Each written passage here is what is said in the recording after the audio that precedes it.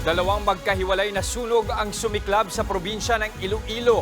Milyong-milyong pisong halaga ng ari-arian ang napinsala. Nasa frontline ng balitang yan, si Gio Robles. Kitang-kita sa drone video na ito ang naglalagablab na apoy mula sa mga nasusunog na gusali sa loob ng Cultural Heritage Tourism Zone ng Iloilo City, Biyernes ng gabi. Natupok ang dalawang gusali sa Isnart Street sa Barangay Magsaysay.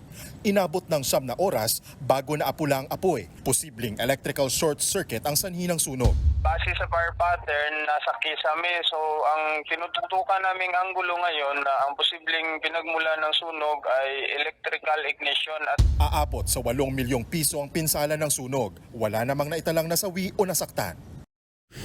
Sa Tigbawan, Iloilo naman isang gusali ng resort ang nilamon ng apoy. Pasado alas 4 kahapon nang sumiklab ang sunog sa ikalawang palapag ng gusali.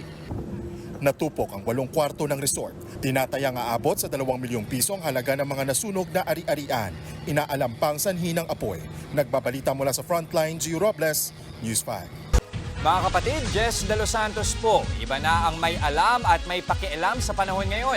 Para sa tuloy-tuloy na balitaan sa Frontline kahit weekend, mag-follow at